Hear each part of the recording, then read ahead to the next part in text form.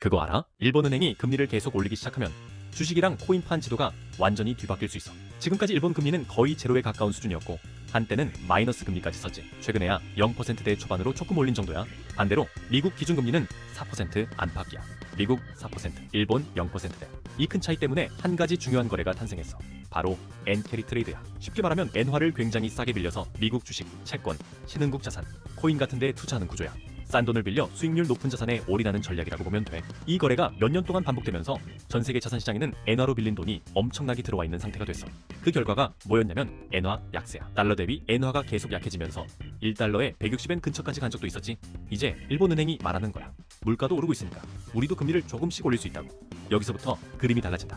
일본 금리가 0%대에서 0.5%, 0.75%로 올라간다고 가정해보자. 첫 번째 변화는 엔화가 강해질 가능성이야. 이제는 그냥 싼 통화가 아니라 조금씩 이자가 붙는 통화가 되는 거지.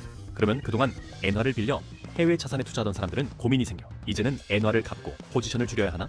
이 과정에서 미국 주식, 신흥국 주식, 회사채, 일부 코인 같은 위험 자산에서 조용히 매도 물량이 나올 수 있어.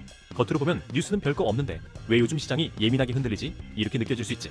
하지만 뒤에서는 엔 캐리 트레이드가 조금씩 줄어들고 있을 수 있는 거야. 두 번째 변화는 일본 안쪽이야. 일본 정부와 공공부채는 이미 세계 최고 수준이지. 금리가 오르면 이 엄청난 빚에 붙는 이자도 같이 올라가. 그래서 일본은행은 급하게 올리지 못하고 천천히 단계적으로 올릴 수밖에 없어.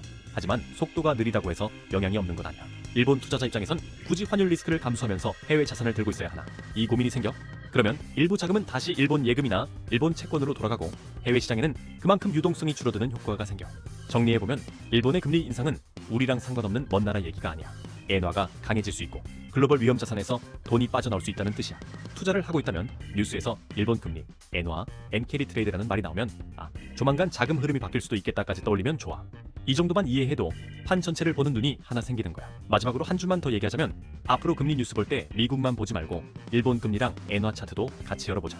글로벌 투자은행 애널리스트들도 이미 그 두 개를 묶어서 보고 있으니까 내가 매일 시장 데이터랑 글로벌 투자은행 리포트를 보면서 정리한 내용들 앞으로도 계속 공유해볼게. 숫자는 거짓말하지 않아. 분석이 도움이 됐다면 좋아요 한번 부탁하고 궁금한 점은 댓글로 편하게 물어봐줘.